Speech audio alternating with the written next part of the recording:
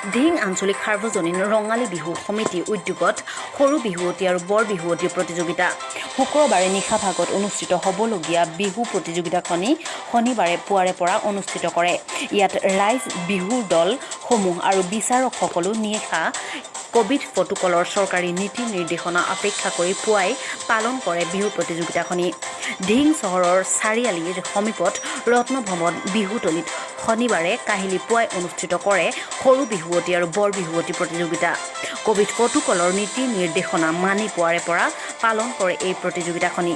দৰ্শকসকলৰ বিপুল সঁহাৰি দেখা গ'ল বিহুতলীত।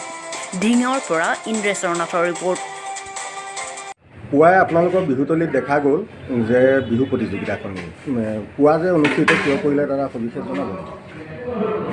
নহয়, যোৱা বছৰ যিটো কথাৰ ওপৰত ভিত্তি কৰি গোটেই সদৌ অসমতে আমাৰ বিহুটো উদযাপন কৰিব পৰা নগ'ল যে হঠাৎ অহা ক'ভিড মহামাৰীৰ কাৰণে আমাৰ এইখন ৰত্নভৱন বিহুতলীৰ ধিঙৰ হীৰক জয়ন্তী গঢ়কা বিহুখন অনুষ্ঠিত কৰিব পৰা নগ'ল। ঠিক এইবাৰো আমি উল্লাস উদ্দীপনাৰে বিহুখন উদযাপন কৰিবলৈ ওলাওঁতেই আকৌ পুনৰ দ্বিতীয়বাৰৰ কাৰণে অসমত ক'ভিডৰ প্ৰাদুৰ্ভাৱ আৰম্ভ হ'ল। গতিকে তাৰ ওপৰত ৰাজ্য চৰকাৰে হঠাৎ যি নিৰ্দেশনা দিলে সেই নিৰ্দেশনাৰ ওপৰত ভিত্তি কৰি আমি যোৱাকালি ৰাতি 11টা বজাৰ পিছত আমি বিহু প্ৰতিযোগিতাখন বন্ধ কৰি দিব লগা হ'ল।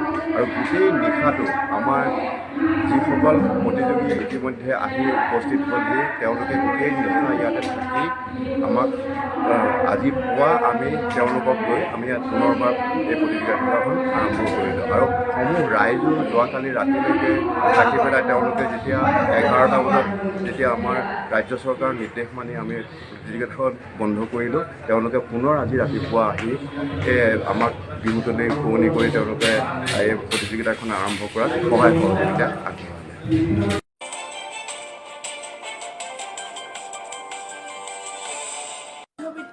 নিউজ এনি লাইভৰ ধাৰাবাহিক অনুষ্ঠান মানৱ অধিকাৰত ডক্টৰ বৰ্ণালী শৰ্মা বৰুৱাই শিশুৰ অধিকাৰ তথা আইনী ব্যৱস্থা সম্পৰ্কে দৰ্শকসকলক জনাব।